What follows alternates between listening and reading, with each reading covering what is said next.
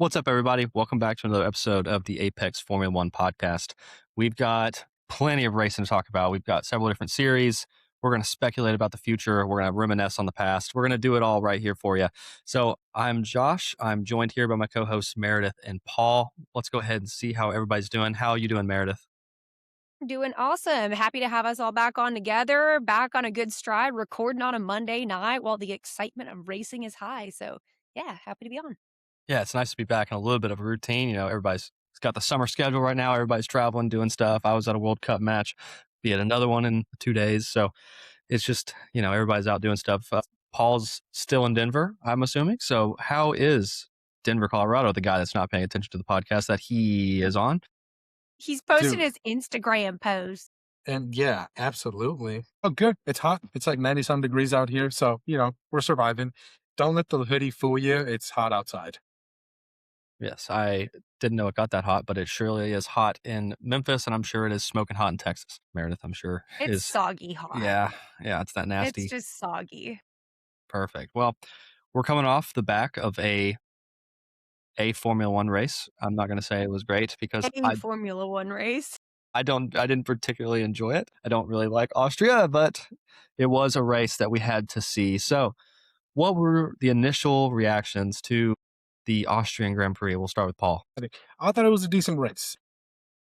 Had it been a couple more laps longer, it would have been a little spicier towards the front. Kimi had some awful first couple laps. He couldn't really get it on track. And the new Ferrari engine is not off to a great start. Well, I mean, it made it through everything. I mean, that's better than the Cadillacs can say. So at least they have completed the race. It really seemed like we didn't see truly the Ferrari pace. I mean, it's people keep saying like the upgrades may have failed them, but it seemed to be the strategy may have been a little bit more to play at Ferrari not being quite where they want them to be. And Charles Leclerc has just looked like a shell of a man since Monaco, honestly. So that just I think really puts a damper on the Ferrari story. It's just a huge disappointment not to see Charles doing well because he is one of my favorite drivers for sure. And I hate to see him not perform to his full potential. I expected him and Lewis to be pretty, neck and neck this year, and it seems like Lewis is doing quite a bit better Mhm. as far as handling the car and maybe even his emotions at this point. So it's a little disappointing to see Ferrari struggle, especially as I looked that they were going to be pretty strong coming into this weekend. But we'll go back to Meredith. What did you think of the race? I thought it was a little bit of a snoozer. Last week I actually had the opposite prediction, you thought Ferrari was gonna do good going into this weekend, and I didn't. I was like, I don't know that it can handle the heat of the Austrian mountains where tire management is just like the name of the game. I didn't have a lot of faith in it, not necessarily the race pace, but could the team manage the tires? We know Ferrari and their tire strategy is just like eternally fucked. So I didn't see it happening. I think Lewis was like at the first half of the race, Lewis was doing really good. Watching Lewis and Max battle, I was loving it. I was like having 2020, 2021 vibes. And I was like, ooh, like it was fun in there for the first bit of it. And then after that, it was like kind of a snoozer until those last 3 laps. And then, it was like Max is kind of giving George a run for his money those last 10. And then all of a sudden, last 3, Kimmy's giving Max a run for his money. And even in that final lap, I thought Kimmy might get him. So I think my most exciting moments were like the first 10 laps when there was like fire and racing with Max and Lewis, and then the last 3. And then otherwise, I was really glad I was at the watch party here in Houston. And there was a girl who had a little pop-up shop. So I went shopping. Got a Danny Rick keychain, a Charles Leclerc sticker, a Charles Leclerc bracelet. So I had me a great time in the middle of the snooze fest. Yeah, your Instagram looked like you had some fun. But isn't that just Yeah. F1 as a whole lately? It starts out good, and then the middle part is kind of a low, and then it picks up at the back end. I felt like Monaco was not that way. Well, Like, that was. I Phew. felt like Monaco was really exciting. I felt like Barcelona was even more exciting than years past, but I felt like Monaco was like, oh my God. So we've had some bright spots. Again, I think as they get a little bit more comfortable with the regulation, teams are getting things dialed in a little bit. I think, we're gonna see some exciting races still. But this one, I just felt like I was like, man, we'd been on such an upwards trajectory. And then this was just kind of like a fun track. Yeah, Austria has given us some really good ones in the past. I mean, most recently that I can remember is the battle between Lando and Max. Yeah, Was that I was last year or the there year for that before? year. Yeah. Was that 2 years ago where they just, Yep, like, 2 years wanted ago, to kill each 24. other? So, So incredible. it's led to some good racing over the years, and, like, Lewis and Max have definitely had their fair share of run-ins on that circuit as well. But you're right, it's hot. It's a hot track. Ferraris were just not good on their tires, but it seemed like they knew that. They immediately opted for a three-stop strategy, which seemed to be the smart play, but it seemed weird the timing on which they stopped. I think one of them was due to the VSC, right? They were able to get a free pit stop or at least a quite a bit shorter pit stop, but they left Lewis out on soft tires for several laps longer, and they left him out on the first set of hards he was on. Yeah. So And it he was like, had just missed the pit on that safety, yes, and he's like, "Are we doing this?" They're like, and he was we like, "It's too tried. late." And then did you hear what they said?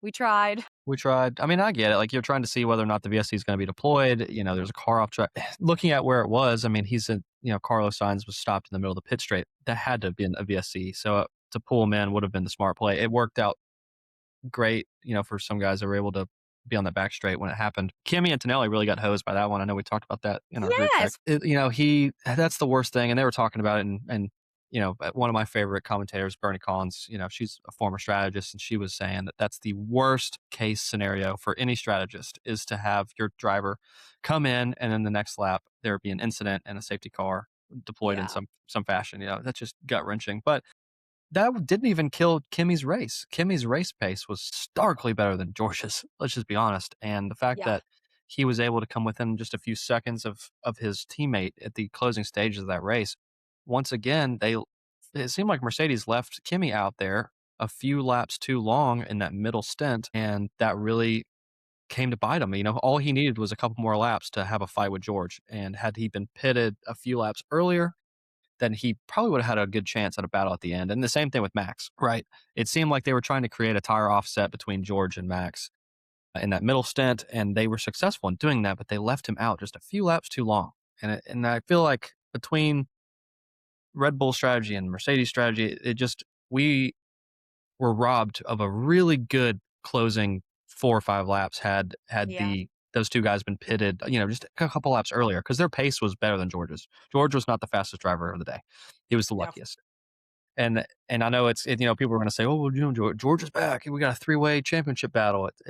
Once you look at the data, it's not quite. He was the man that got lucky this weekend. But I don't think he's going to be able to hold on to this for long. I think he's going to sink right back down. So we'll see if Ferrari can catch back up, or if this is just going to be Kimmy's show from the rest of the year. So I'm curious to I see. mean, hell, Max could run at it. Oh This God, is could the you time of the imagine? year last year where Max started really turning it around, so how wild would it be? I mean, like, y'all, he looked strong in Austria, He did. He like, looked comfortable. strong. He looked comfortable, And and that scares me.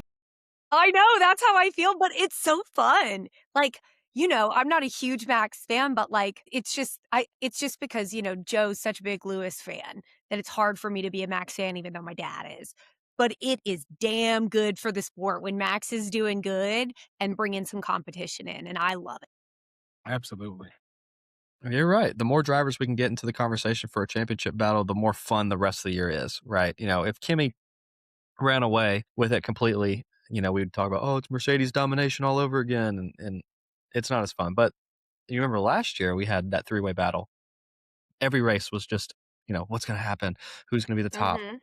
So I do appreciate that we have a couple different teams in conversation, especially Red Bull, who seem to have the best motor, per FIA standards, but then we're just failing in the aerodynamics compartment. So I don't know. I'm curious to see how Silverstone particularly unfolds. I think we're going to jump into that here in a little bit, but that will be a very interesting race. Max is already talking a bunch of shit, so we'll get into that in a minute.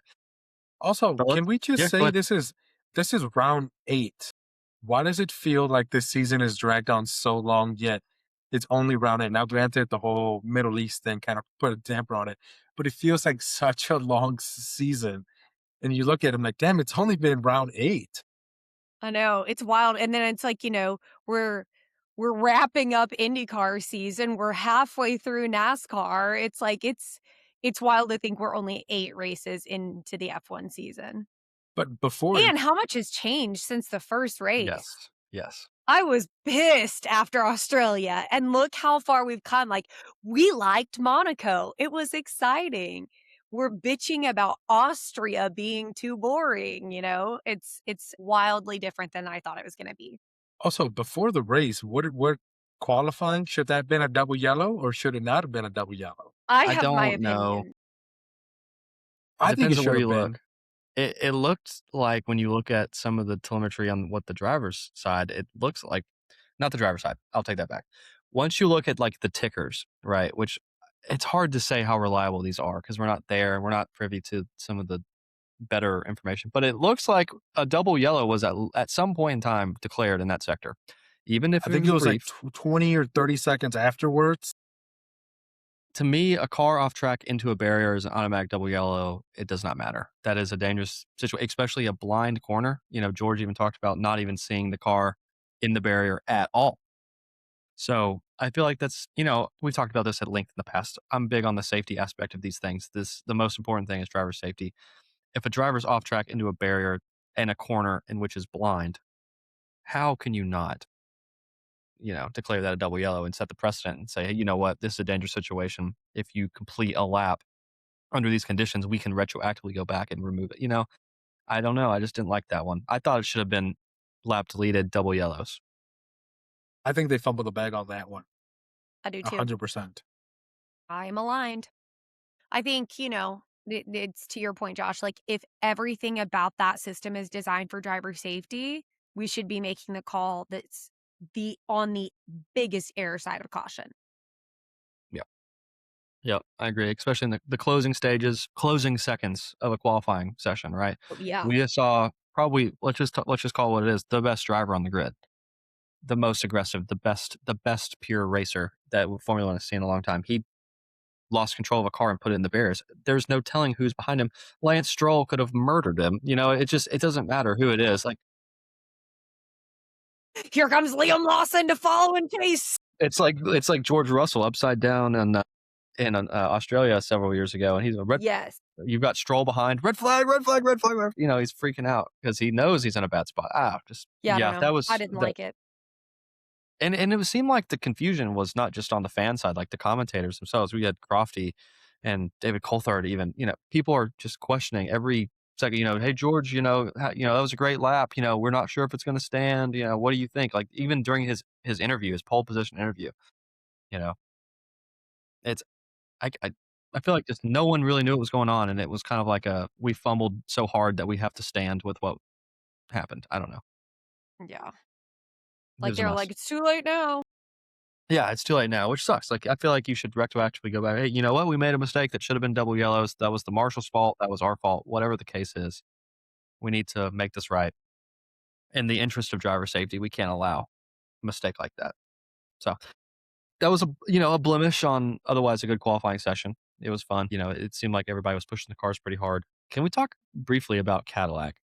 It's supposed to be what our home They on country. fire. They are literally on fire and not in the cool way, right? We expected a little bit out of them. I didn't expect world championship vibes. I didn't expect podiums. I didn't expect very many points.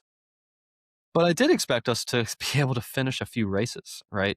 Without Yeah, our brakes catching on fire. It's getting to the point where it's like, all right, this has been a consistent issue for several weeks. How are we not getting a design that works on the braking? I don't know.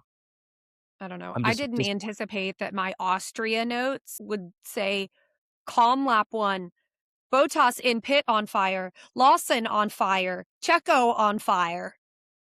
What was Those are Lawson? the What was Lawson on those are fire? the I never saw him on Lawson was fire. on track. Yeah, On track, on I fire. saw him doing How That's a overtakes. question I have. Are there not regulations where if your car is on fire, you have to come in and pit? Was Because he Lawson stayed actually out. Was he was on he fire? I never actually saw. I Yes, he never was. s I never saw was he actually on fire or He was was he just actually saying, on fire. "I'm on fire because What I'm was doing on so fire? well"? I don't know Because what was No, on fire. he definitely said I The was. car he's in. because But did you I see, think like, if it was his brakes, like, did they have a little flare up and it would burn off some brake dust? Like, that's what I'm saying, I like, have we never no saw it. idea. Wow. I I have think no it idea, was but if I you're think it on was the track and your car's on fire and you report that your car's on fire, how is that not an immediate radio communication of a driver reported their car's on fire, they are required to come in and have it checked? Like, I don't know, that's like a safety thing too, right? Like, if you say your car's on fire, your driver signals it, and you don't come in and then your car blows up on track, isn't that more dangerous? Took it as because I didn't see visible flames. I took it as, dude, I'm on fire. I'm doing so well. No. No, No, he said, I "My think car is on fire." And I'm then he, like, assuming repeated himself. yeah, I'm assuming he saw some braking dust or, something off the discs. Maybe they had some burn off on those and that he thought he was on fire and they went away. Because a lot of time we see this in endurance series too, like the brakes will catch on, right? And as long as they keep driving them, they can cool them down and they're not on fire anymore. It's okay. There are how many sensors in these cars? Millions of sensors, probably. Millions. I would feel like if there was a danger to the driver, it seems in the past, at least the mechanics have been pretty quick to pull the plug and say, pull over immediately. Your car needs, it's a hazard. So I feel like they would have at least looked and be like, no, we see everything's normal. All the temps are normal. Continue driving for now. There had to have been some communication that we just didn't hear. Yeah. I was just like, "What? Why is everybody on fire? It's not Yeah, that hot." I was thinking that too. I was like, it's like, how hot is it? I even looked to see if they were like wearing cooling vests and stuff. I was like, did I miss something? Like, is it that hot where like cars are blowing? I guess it wasn't, but Just that unreliable. It's a bummer to watch though, you know? Like, I wanna see them do well. I wanna see them complete races with both drivers. yeah, I want Yeah. to see them As make an progress American, every week. as an American team, we had hopes that they would be, and it would have a better showing than what they are. Rumor has it, I saw today that Checo's asking for like a whole team meeting to figure this shit out. Good. Like, we need all hands on deck. We need to figure this shit out because I think they brought some upgrades to this race. I don't think they win very I well. wouldn't say those were upgrades. But then again, they only completed a few laps. The braking system has been an issue. Maybe they've got the best upgrades the world has ever seen. It don't matter when Braking you issues only get there, yeah. 2 laps worth and you don't get to see their true pace. So Does this bring up a question that a new team should have more on track time than what they got? Because if we saw all the videos leading up to it, they just had simulator time and they didn't get the on track time. I feel like they should have grandfathered them another week more than everyone else just to figure out their issues. I would say yes, had it not been in the middle of a regulation change. So I think if you're jumping into a regulation that like everybody else has got familiar with for years, I feel like, yeah, sure, maybe you need some more time. And maybe that's why Formula One allowed Cadillac to come in when they did, is so like Yeah, maybe so. everybody starts on a level playing field. Look, you can design the car, but you're going to be under the same rules that everybody else is because everyone is going in with this fresh start, right? So I have a feeling that's probably more so what they're looking at. I, it's growing pains. I mean, this is why in the early 2000s yeah, the entire history of Formula One up until Liberty Media has taken over, the new teams don't make it. They spend all their money trying to get a car to even finish the race, and they spend it all, and then they fall apart, and they have to either be bought, sold, or liquidated. Teams don't last very long. It's very very rare that we've gone so long with a team not dropping off the grid, and it's or being sold. So this is kind of an unprecedented situation. I'm sure they're only doing it for longevity's sake, and it's better marketing to keep the same teams in here.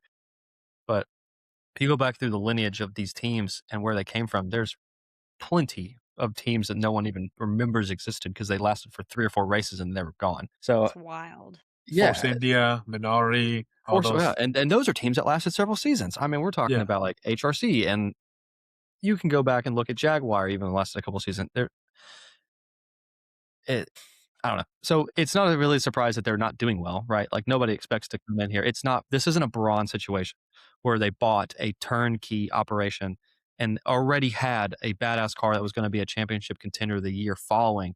All they had to do was rechange the branding, right? That Braun is a complete and utter, you know, that will never happen again. And for anyone to expect it's just foolish. Bonkers. Yeah, I mean, Braun was a one-off. That is the major outlier in this situation. So no, I mean, I don't think that they should have gotten a bunch of freebies at the front end. I think that this is the typical growing pains of a Formula One. Look at Haas. Haas has only really found success over the last 3 or 4 years. They were struggling to get points and money and sponsorships and just to stay alive over the last several years. So, I mean, it's not a surprise. Cadillac has a lot of money and a lot of backing from major US manufacturers. They'll get it figured out. They're not going anywhere. They're not going anywhere. These Americans won't take a losing streak well. What if they just brought the most insane upgrade to Silverstone and they're like, 4th of July, baby? That'd be sick. I would be Get so it? stoked. Get it? Because it's in London. If they don't do a 4th of July livery, I'm going to be a little bit disappointed. These like screaming Please eagles. just let it be Logan Sargent on the Eagle. What the fuck is a kilometer? I'd love that so much. One thing I also want to talk about is, do you think the FIA made the right decision on the Norris pit lane investigation, where he came in, swerved around the Aston Martin, was leaving, fucking racing an Alpine that's just trying to come in for a pit? They investigated, no further penalty. What were your thoughts on that? I'm good with it. I mean, if he wasn't speeding at the pit line, if yeah, pass him. If you can make it to the pit entry and you can slow down enough and you still have the pace, pass him. I mean, he backed off on the Alpine. He didn't race him for too long, and you're allowed to try to find your position coming out of the pit straight, but he did end up yielding that spot. So no, all good, perfect. I love it. It's aggressive. It's cool. So cheeky. Well, of course, it's awesome. But it was again. Who was it? It was against a Cadillac, or it was a back marker. Whoever it was driving very slowly. Yeah. Just slowly. It was like the Aston Martin was like barely creeping in. And then the other one that I thought was really fun was when it was Piastri that was battling the Ferraris. And then the Ferraris then battling each other and Charles and Lewis going at it for a couple of laps. I thought that was a little fun one. A fun Ferrari family tussle, if you will. I love that they let him race. That's my favorite thing right now is you've got competitive cars, and Mercedes is doing it too. And I can't say enough. Like, this is so much more fun than sitting here talking about freaking papaya rules. Or is there going to be team orders? Blah blah. Like, dude, let them race. I'm so much more appreciative of just like, what, this is racing. If they hit each other, they hit each other. But we're going to let them try. It's so much more fun. What shot I really loved was the shot of the McLarens at the beginning, going 3 wide for a brief second with the drone shot. Did you remember that one? So good. We need the drone. We need the drones at every race. That was cinematic. Loved the drones. I did too. I've seen a lot of people on the internet who hated them, and I loved them. In that first battle with Lewis and Max, I don't know, around lap 10, lap 11, I was like, I would watch hours of this. It really gave F1 movie vibes when I was watching that. Well, I think it's really neat because, like, we're usually, with any racing, you're kind of stuck to like fixed positions, right? With the camera, like you're only going to be able to see this corner from this perspective.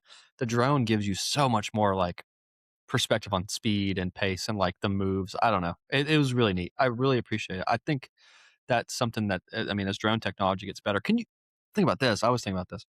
It's crazy that a drone can give us like TV camera, like 4K footage in general. What a world.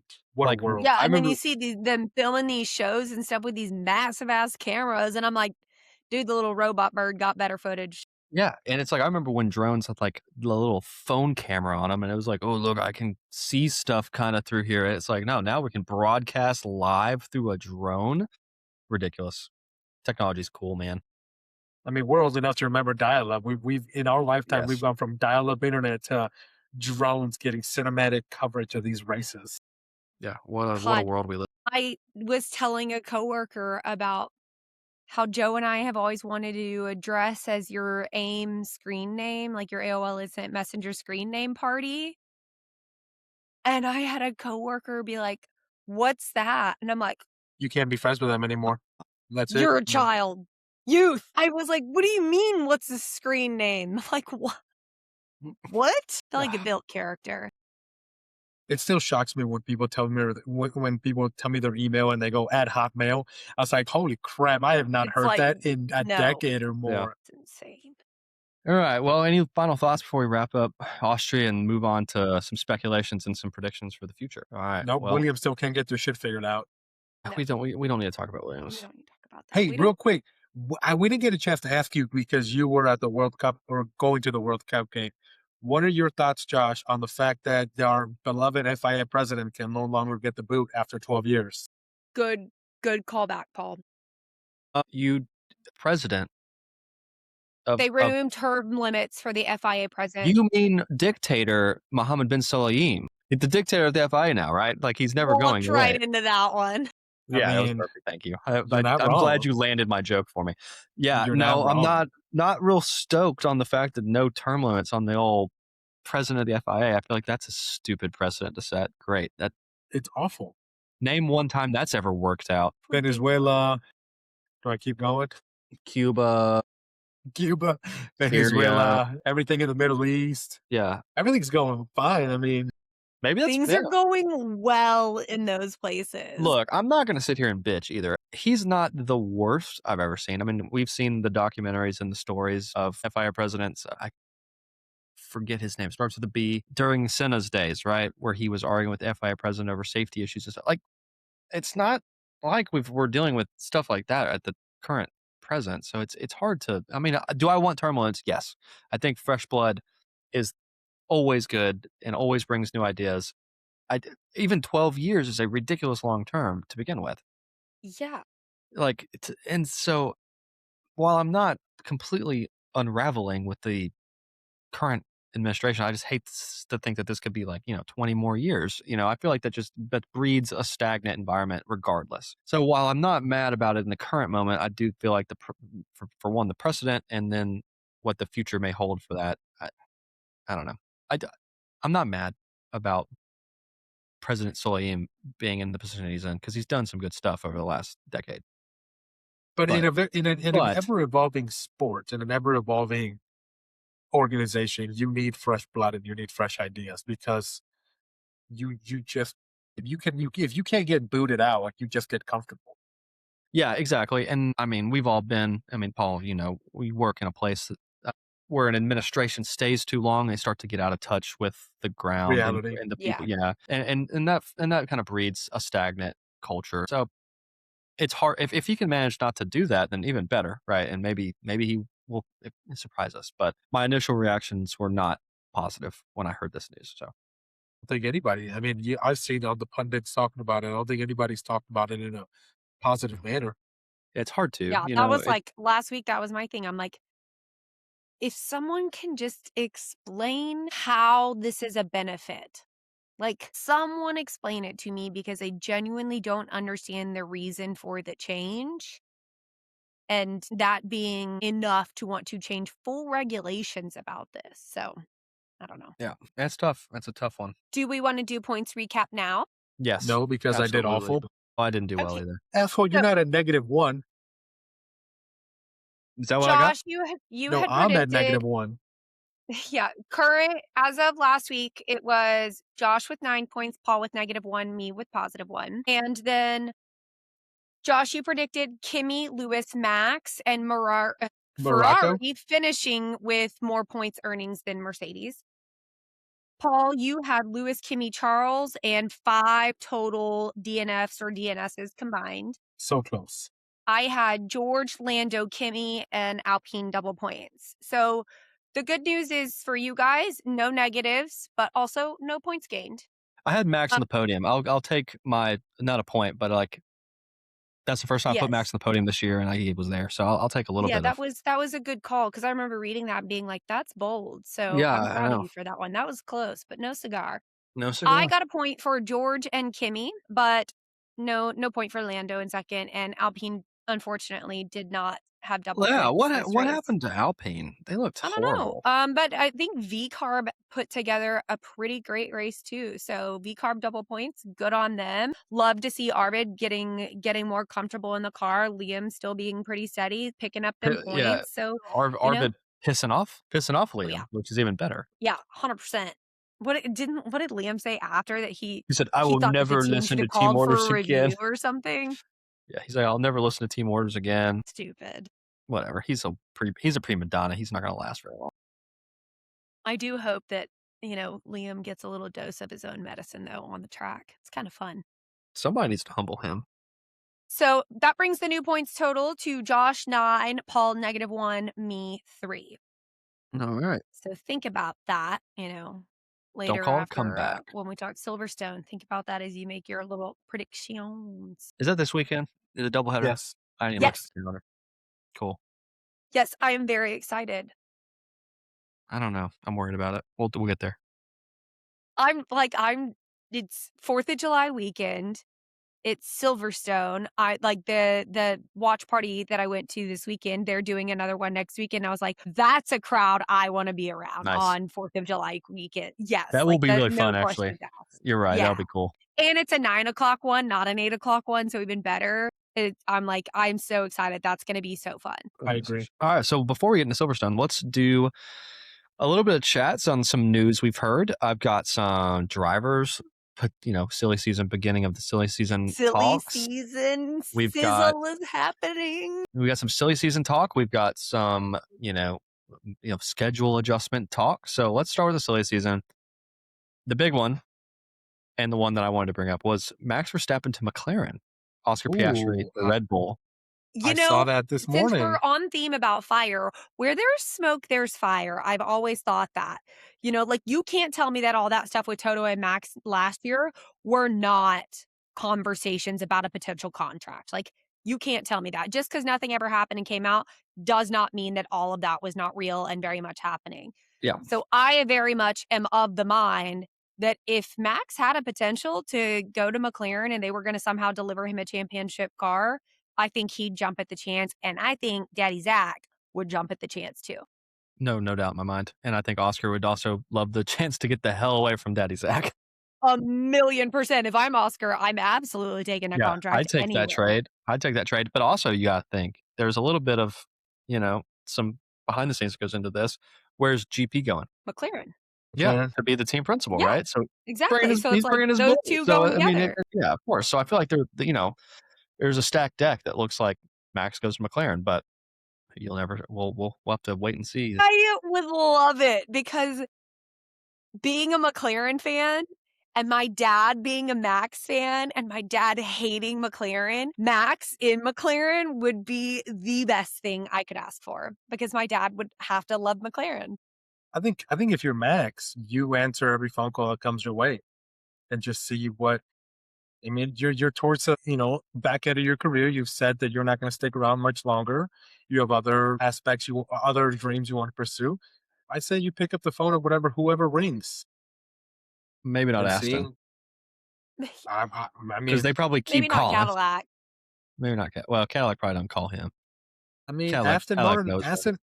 Aston Martin has a printer where they print out money, so Yeah, but I think Max would do this chase for a couple one. more bucks. He would do this for one singular dollar if it meant that he would have a championship winning car. Max is not hurting for money, and he's not doing this for money. It doesn't feel like it is. That's fair. But wouldn't that be interesting to see him in orange? So papaya. I'd love it. He's Dutch. It makes sense. Ooh, yeah, that's true. I know it's not, I know it's papaya, whatever. Don't come at me, color Nerds. It's police. a color. Calm down. Go Vols. Yeah. It's a Also, shade of orange. it's a very disgusting fruit, but I'm sorry, what? An orange or a An papaya? a orange? papaya. I don't like papaya. Oh, yeah, papayas are gross. Hydrating, but terrible. I thought you said an orange was Yeah, gross, I and I was was like, like, No, no, no, no. "What?" Oranges. I'm all for oranges, but papayas. Not a fan of papayas. Yeah. all right. And every time I see it, like I'm at a resort, I always think of resorts when I think of papaya because that's the only place that they sit them out and serve them. Like people are actually going to eat them. I'm like, have y'all tasted that shit? Maybe My It's parents love that terrible. stuff. My parents love papaya. They'll buy it in the summer, but I'm like, nope, I don't want anything to do with it. It's not for me.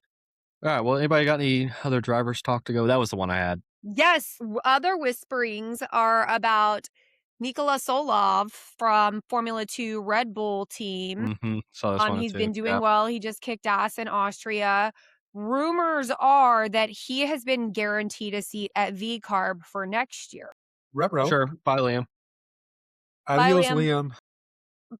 I don't know how I feel about this though, because as much as I think his journey is really cool and seeing his rise in the Red Bull team is great, Red Bull kind of burned through their bench. So What I would appreciate, Red Bull, if you're listening, leave every motherfucker where they are and let Isaac get comfy in Red Bull. Let Liam continue picking up points, which he has, and let Mm, Arvid grow in Formula One, get comfortable, and then maybe deepen that bench a little bit in Formula Two a little bit longer instead of continuing to pull guys up to F1.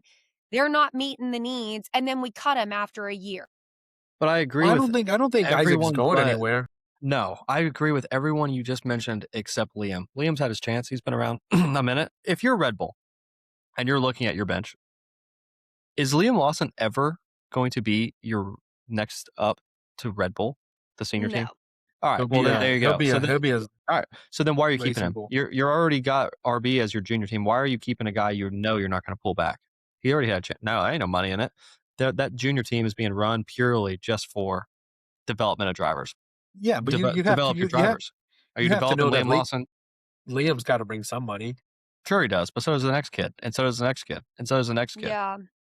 But I don't know, overall, I like just feel like they turn and burn them because Liam is then they don't make the cut 6 months in and then they're done, and it's like, well, that driver then is cut from the grid entirely prematurely, in my Sure, I'm not opinion, where, saying like, maybe Jack if they would have Doohan, had a but full season, another team would have picked them up, and then they could have gone on and been great for that team.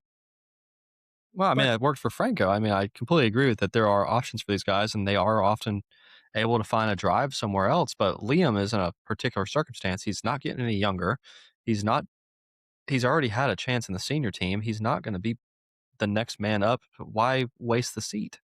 This I'm not saying, get rid of Arvid, let him develop. I'm not saying bounce him. He's had an okay showing, I just think it's the natural progression of Red Bull. It's their brand, there's the next man up mentality kind of thing. I just think it, we sit here and shit on Liam a lot. Do we really think he's going to stick around? He's No. no, yeah. but he's not So having an I awful just don't year. want them to put Nicola up to Formula One and it, like, I love it. I Let him do up think there. he's really talented, and it's like, I just don't want him to turn him and burn him. I will concede the point. I don't want to see him turn and burn, but I would love to see him come up and given a season or two in RB, probably two For Listen, seasons. sure. Like I listen, would. That's what I would say. I'm not a Liam lover, but he's not having a bad year. He's 10th in points. It's 30. I don't see a Yeah, that's reason what to I'm get saying, rid of like, him. he's been delivering. So, like, Yeah. also think about, I don't know, I would wanna look up Liam's crash stats too for the last few years His because D that's a his hefty D bill. Because I was gonna say, Deconstructors your championship advantage stat. of having not a veteran driver, but not a rookie driver is hopefully less crashes, more comfort in the car, but I don't know that Yeah. that's true with Liam.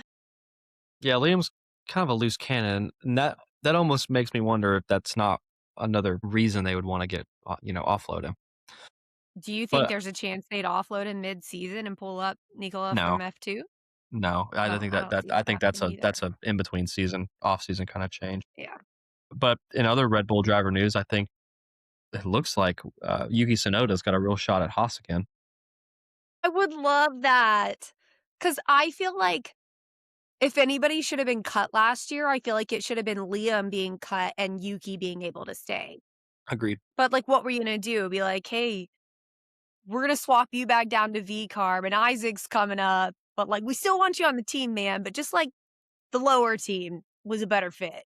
I think you'd say thank you for allowing me to stay in a sport that only has 20 Yeah, spots, exactly. and at the same time you tell your agent, "Hey man, you better find me a fucking ride Yeah, because the writing is on this fucking wall and I need out." yeah. And to say You like, "I gotta need get a the ride." fuck out, man. Yeah, be like, "Here, I'm gonna try to build my resume as much as I can for the next the next season, next few races. I'm gonna do what I can, but you gotta find me a way out." And so I feel Yeah, like I would love that.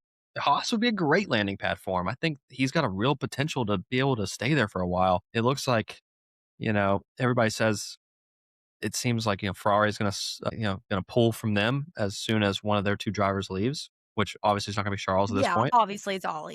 Ollie Behrman is going to be partnered with Charles at some point in the next 3 years, 4 years, more than likely. So I don't know, that gives Yuki a really good chance of being the senior driver in that team and being the team leader. That would be really cool. I would love to see, and especially with the Yuki's Japanese Japanese, connection. right? Oh yeah, And then Toyota Gazoo Racing. So, like, You're that would tracking. be a great sponsorship connection. That would bring on a lot more Japanese sponsors that would wanna really invest in, "Hey, it's an American team with a Japanese backing." I think Yeah, that's a and a really Japanese cool driver. story. Yes, I think Yeah. that all the That's a pieces fit. cool fucking story. I'm here for that. Yeah, And I so just love Yuki. I could really see that, and I love Yuki too, man. I really like his driving style. He's aggressive. He's fiery. I just think Red Bull just churns and burns, and it's really hard to stick there. And and he was given the worst car to be successful in at the time. Yeah. Just nobody could figure. Yeah, so And it I'd was love to like see it. and then he had to deal with, like, the aftermath of, like, nobody fucking listened to Checo. Of, Checo saying that the car was a shit box and everybody thought Checo was just full of shit and he was washed up, myself included, I self-admitting I that. did the same thing. But, and then it's like, Yuki's like, "No, it's a shit box." And, like, Danny was like, "No, it's a shit box." And everybody was like, "No, it's the driver. All of them, they all suck so They all bad. suck." So now it's funny to look back and have, like, hindsight and be like, "Yeah, Yeah, but, maybe maybe it maybe wasn't they their weren't fault. all bad." Paul just texted Liam's stats. This is just for this year. Yeah, yeah, yeah. I mean, yeah, It's also his career. If you at the bottom, it talks about his career. He's only had 8 DNFs in his whole career out of 43 starts. Wow. It feels a lot higher than that. Maybe I didn't get that part. But yeah, career starts out of 43, he's only had 8 DNFs. I mean, yeah, but how much money has he Quite a cost in percentage. damages? I've Uh, seen that boy go through a lot That's of front also wings. that's also 19%, if we're just being clear on that. 19% feels like a high percentage of DNFs. That does seem high. Hey Alexa, what's the standard percentage of DNFs for drivers in their first 3 Formula 1 seasons? Just kidding, my Alexa's downstairs. Yeah, I don't know. I haven't heard any other silly season I mean, either rumblings it's yet. still very early. We're not even to It's the this is mid-season silly break. season sizzles. So This is the I'm sure beginning. we'll hear a lot more But like you after said, this race as we go into a where little bit of there's a break. where there's smoke, there's fire. If there's somebody talking about it, that means that the rumor has started somewhere. So, all right, let's move on. We've got Silverstone. We've got Max Verstappen saying it's going to be a terrible race. Is it going to be good or is it going to be bad? Meredith, I know you want it to be good. I know you love I Silverstone. think it's gonna be good. I think it's gonna be another warmer one. Europe's having the heat wave. I don't it's gonna Mhm. be not as warm as Austria. Like it just like London that time of year in general. It's quite lovely weather. But we know that the rain is always random out there. It can rain the whole weekend. It can rain for 5 minutes and then completely dry out. So I haven't even looked at what the forecast is this weekend, but I know that they are in a heat wave, but it's not going to be as hot as Austria. Austria, you're literally up in the fucking mountains. So it's like you feel that heat times 10. But yeah, I'm excited. I think it's gonna be great. I'm expecting Mercedes to be strong again. I'm actually hoping Ferrari will do slightly better this weekend than they did last weekend. I would love it if it was lots better. I think it'll be interesting to see if the McLarens can put together a good race. Oscar looked pretty solid for a lot of last weekend. I don't know. Lando was here, there. He was every fucking where. Like I didn't never know what was happening with Lando in last weekend's race except for not awesomeness. So I don't know. I think Mercedes is going to be strong. I think Ferrari's going to look better than they did last weekend, and I am cautiously optimistic on McLaren. Yeah, I I would don't like. have enough information on Red Bull. I can't tell if last weekend with Max was a fluke just because it's Red Bull Ring. I don't know. Yeah, I mean, it may be. I mean, that's kind of like a home race for Red Bull, so it's not a surprise that they try to perform well. I'd love to see McLaren try to perform well at their home race. More importantly, though, I'd like to see a victory in Scarlet for Lewis Hamilton at his home race. Because just a joy that would be. That's my hope. I Of course, have chills. could you imagine? I have chills. It'd be so great. I mean, I got to witness his last win as a Mercedes driver at Silverstone, and that was couldn't have ever even written that onto my bucket No, list, would I have dreamed of that? So, so that was cool. pretty incredible. So, Such an incredible I experience. would love to see him win it there in Scarlet. a But quick like I Google said, search said yeah, it's go going to ahead. be 80s and sunny. Perfect weather. It's But perfect. it's also Great Britain, so like chance of rain is always there. Well, it seems like the Mercedes are better on their tires, especially during at high deg, and I really think this one's going to be less strategy dependent and more energy deployment, and who can manage their energy better. Which I fear could lead to a kind of a suck fest and as far as like excitement goes. But I've been wrong plenty of times before, and I hope I'm wrong this time. I hope that the regulations are going to be sufficient to get through Silverstone of all places. It'd be that's a bad one for Formula One not to do well at, right? Like that's a Right. cornerstone, right? That's a cornerstone race of the series. If the racing's not good there, it's going to be difficult to come back from that. So I hope But I think I love if we've learned anything this year is that we don't really know what's going to happen because we thought Monaco was going to be a dud and turned out to be a little spicy. So who knows what's going to happen this weekend? And it's also one of those great races. So much history yeah, behind that Yeah. track. It's one yeah. of those. It's a must watch. Arvid Lindblad's first home race for him in Formula One. It's so cool. Did y'all see his helmet? Hmm. Oh, it's pretty sick. I'll send it to y'all. Yeah, we love a home race. You guys ready to drop some predictions for this one? Yeah, Let's I've got do my it. predictions ready. I'm gonna make it up as I go. So we'll see. All right, Meredith, write it down. Okay, Paul, come on. What you got for me, Paul? Kimmy, Oscar, George. And your Okay. shocker? Cadillac finishes the race. Both of them or just one? You know what? Both of them finished the race. Let's just say it. Okay. What you got for me, Josh? I'll take Kimmy George Lewis with shocker one's hard. Let's take a all British drivers score a point. You always have some creative ones. My brain is not that creative. I know. I'm like, yours last week was a really creative one, Paul. Yeah. 5 combo DNFs or DNSs. I thought it was great. Okay, I have George Kimmy Lewis and Arvid points for my shocker. Easy enough. Yeah, I feel like that's a good one. We're all kind of similar just in placement. It's kind of like last week where we had some similarities, but just kind of misaligned. Yeah. Hopefully it works out in my favor again. I'd love that. Well, that's the fun thing about so many drivers like being in the conversation and so many teams being up there. Yeah, So it's kind of like it could be anybody's race at any time, agreed. especially with upgrades coming. It's that time of the year. All right. Well, I have not watched IMSA all the way. I've watched the first half of the 6 hours to Glen. So I can't say much on that one because I have not finished Okay. it. No, don't worry. Yeah, you've been busy. First couple hours are really fun. Seems like this first race we've had the LMP2s back in several weeks. It's really the beginning of their season. I didn't realize that they didn't run so much in the beginning of the year. Oh, I didn't realize But that either. yeah, so they've got like 8 races left. The LMP2, or it's like I think they have 8 left, which is like the rest of the series. I just didn't realize they were so backloaded. So the LMP2s are back, which means that we've got like every dentist is out there driving a car and leads to a lot of incidents. Got a lot of. I like how they call them gentlemen drivers as opposed to they don't call them Gentlemen drivers. they're not amateurs and they're not like paid drivers. They're gentlemen. The gentleman drivers. That doesn't mean they can drive, and it doesn't mean they're very gentlemanly on the track, but it does mean that they tend to wreck a lot. So far, I've seen them wreck quite a few times, and we've also seen. Little bumper cars. Nothing Yeah, like it. hey man, it's just money. It's just a good time. It's So just money. so IMSA happened. I'm gonna catch up, and I'll give the full debrief on IMSA next weekend. Nice. Plus, you've been We have busy with World Cup stuff. So, you know what? He's I so know. busy. I'm stacked on the He's so old busy viewing with stuff. all his important sports. I mean, we did IndyCar and NASCAR last weekend. This weekend, thank you, Paul, for finally manifesting it for us. SVG won the road course in Sonoma. Pretty good race though. Ty Gibbs was looking solid all weekend. Stage 1, stage 2 wins. Ended up coming in third. My husky is wanting to contribute. Yo, go downstairs, Bear. Chase Briscoe really gave SCG a run for his money right there at the end, That though. So that was had it been another couple more laps, I really think he would have had him. yeah, that's it's like, for Chase Briscoe and Kimmy Antonelli, just 2 more laps and I think you might have had him. So that was a fun race. But we're back this weekend with lots of racing. We've got IndyCar Mid Ohio, F1 in Silverstone, Chicago for NASCAR, right? Chicagoland. Chicagoland Speedway, yes, ma'am. Yeah, so a lot. So a lot of good racing, 4th of July. Yeah, good times. A lot of What's World everybody Cup doing for the games. 4th? Staying at home. I'm working.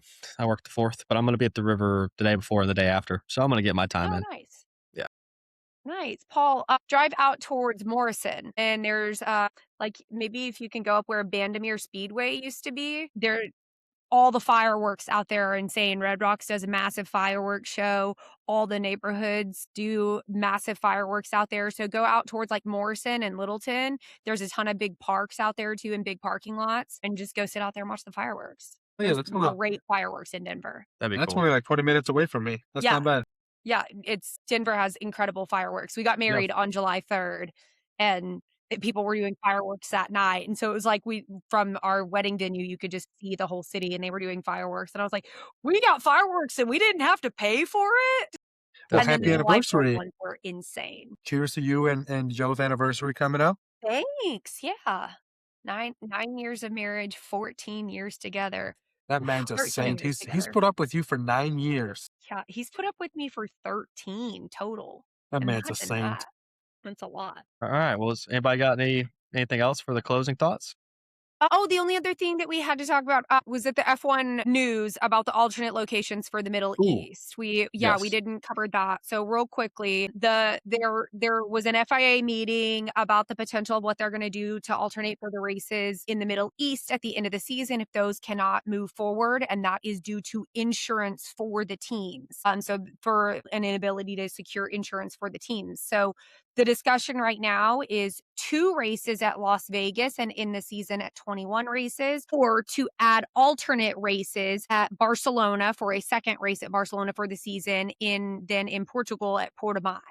So will be interesting. The reports are saying that a decision will be made by the Belgian Grand Prix weekend. So we would know pretty soon. So boy, am I glad that I booked that Airbnb in Vegas just in case I want to go to It's a that double. race. If it's a double header, I may be just If it's showing a up. double header, I'm sleeping on the couch. I'm sure.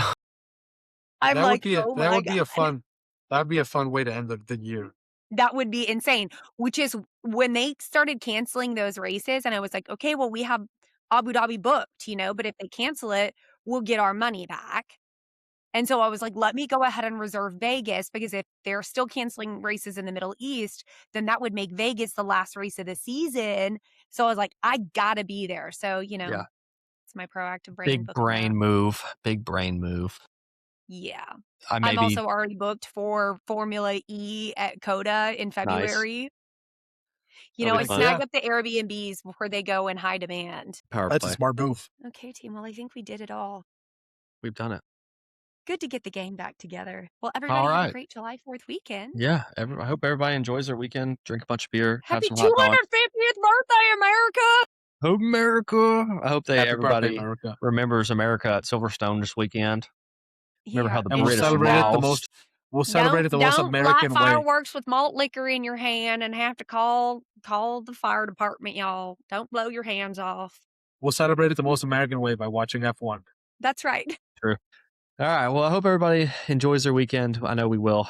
So we will see you guys next week. Mexico plays tomorrow. That's right. We're gonna win tomorrow, baby. Got the round of 32. So we got a bunch of games going on. The United States plays Wednesday night. Okay, awesome. I will be at the England game, England and the DR Congo in Atlanta. Well, that'll be a fun one. That will be a good one. So Send us some pics. I will. I'm going to enjoy my World Cup. All right. We will see you guys next week. Hope everybody enjoys the weekend. Love America. Hey, everybody. Bye.